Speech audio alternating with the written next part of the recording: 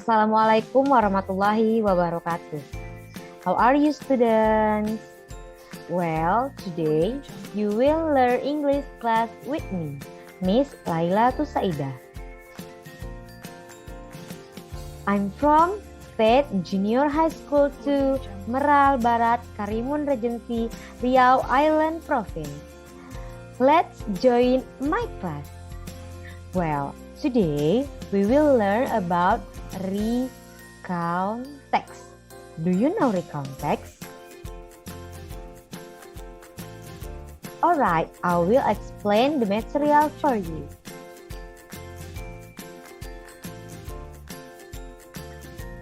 Before we start our learning process today, I will explain the class rules.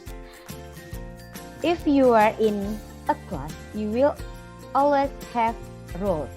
The first one is positive attitude. Be active student and get some bonus scores. It means that your teacher will do assessment for your attitude. You will be best student and your teacher will give you best score for your assessment attitude. Don't forget to raise your hand for every discussion. Do your role as the best student. Always finish your task innovatively and on time. Actually, whether it's for luring and daring. Keep social distancing, be healthy, stay positive thinking, and keep enthusiastic in learning process. Don't forget using masker and always wash your hands everywhere you go. Alright, here are the basic competencies for recount text. The first one is comparing the social function, generic structures, and language features of oral and written personal recount text by asking and giving information regarding past, short, and simple personal experience according to the context of their use. The next one, of course, the recount text. And then the skills for basic competencies are capturing contextual meanings related to social function, generic structure, and language features of oral and written recount text, very short and simple, related to personal experiences in the past. Personal recount text. Here are the learning objectives for recount text today. The first one, identify. In Indonesia means mengidentifikasi. You need to identify the social function, the generic structure, the language feature of recount text correctly. The second one is determine. In Indonesia means menentukan. You need to determine the social function, generic structure, language feature of recount text correctly. The third one, make. In Indonesia means membuat. You will make sentences into meaningful paragraph related to recount text correctly. The fourth is arrange. You need to arrange the sentences into good paragraph in the form of recount text correctly. So, here are the four learning objectives today. Identify, determine, make, and arrange. Alright, I will explain the definition of recount text. Recount text is a text that tells a reader a story, action, or activity in the past time. So, it means that the purpose, the intention of recount text is to retell the past experience or to retell the past events. Do you have any experience? Alright, me too. Experience in Indonesia means pengalaman. So, whether it's good experience, horror experience, happy experience, and sad experience on your life. Here, a video about recount text. Please identify and watch it with me.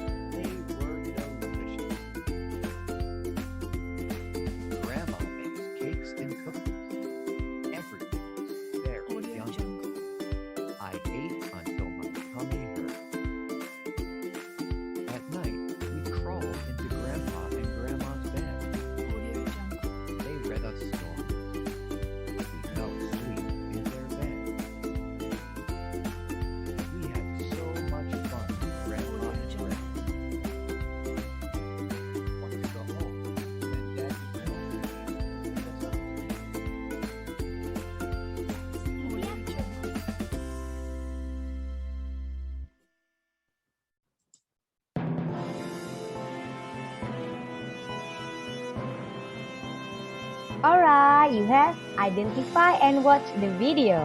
It's about a weekend with grandma and grandpa. Here are the text. Don't forget to capture this text.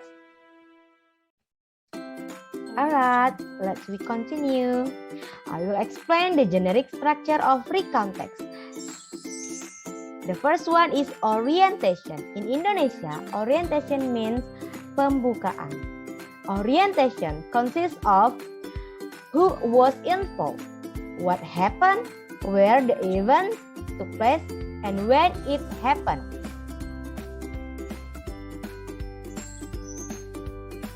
The next one is event.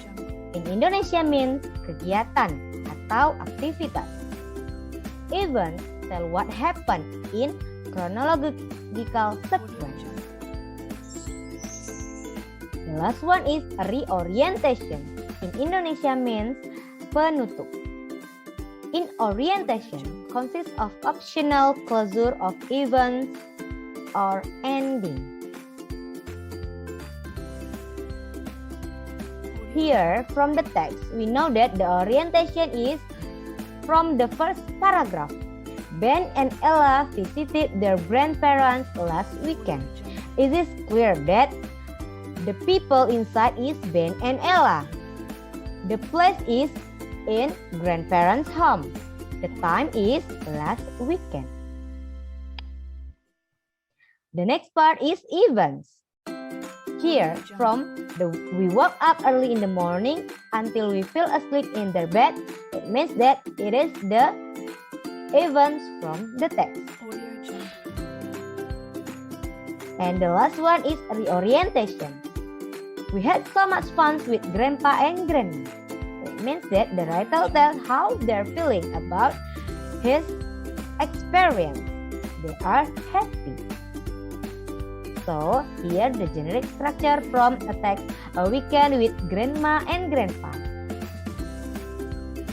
Do you get my point, students?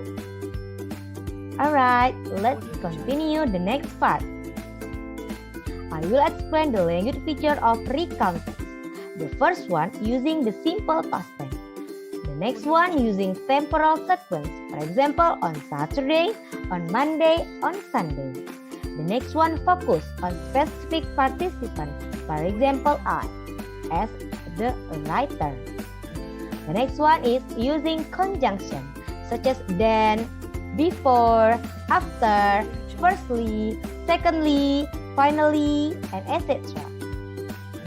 And the last one is using action verb. Here, I will explain the simple past tense. It means that tense that used to explain past events. If you want to write your story of recount text, you need to know the simple past tense. Here the formula. Formula for verbal and nominal. Verbal in Indonesia is kata kerja. Nominal in Indonesia is kata sifat. Here the formula for verbal sentence. The positive is subject plus verb to plus object or complement. For example, Ferry went to Pandangan yesterday. Ferry for subject, went for verb to Pandangan object, complement is yesterday. The negative for verbal sentence. Subject plus did plus not plus verb 1 plus object or complement. It is clear that for the negative verb, you need to use verb 1. For example, Ferry did not go to Pandangan yesterday. Ferry for subject, did not go for verb 1, to Pandangan for object, and yesterday for complement. The last one is interrogative for verbal sentence. Did plus subject plus verb 1 plus object or complement. The example, did Ferry go to Pandangan yesterday? Is this clear for you? Wow, that's nice. Let's continue for nominal formula. The positive subject plus was or were plus object or complement. For example, I was in the school last week. The negative subject plus was plus were plus not plus object or complement. For example, I was not in the school last week. The interrogative for nominal was plus were plus subject plus object plus complement. For example, were you in the school last week? Do you get my point for simple past tense? Don't forget to capture this slide. Okay, let's continue for the next part. Here, the sentences from the text a weekend with grandpa and grandma. Here for positive for verbal sentence. Ben and Ella visited their grandparents last weekend. Ben and Ella for subject, visited for verb 2. Their grandparents for object, last weekend for complement. The negative for verbal sentence become Ben and Ella did not visit their grandparents last weekend. Ben and Ella for subject did not visit for verb 1, their grandparents for object, and last weekend for complement. Here the interrogative for verbal sentence. Did Ben and Ella visit their grandparents last weekend? Did for auxiliary. Ben and Ella for subject, visit for verb 1, their grandparents for object, last weekend for complement. Do you get the point for this example in simple past tense? Alright, let's continue the next part. To be for simple past tense was is for I, she, he and it subject. Were for you, they and we subject. Audio Jungle. Here positive for nominal sentence. For example, they were delicious. They for subject were for to be, delicious for adjective. The negative for nominal sentence. They were not delicious. As they for subject were not for to be, delicious for adjective. Interrogative for nominal sentence. Were they delicious? Were for to be, they for subject, delicious for adjective. So student, do you get the point for simple past tense?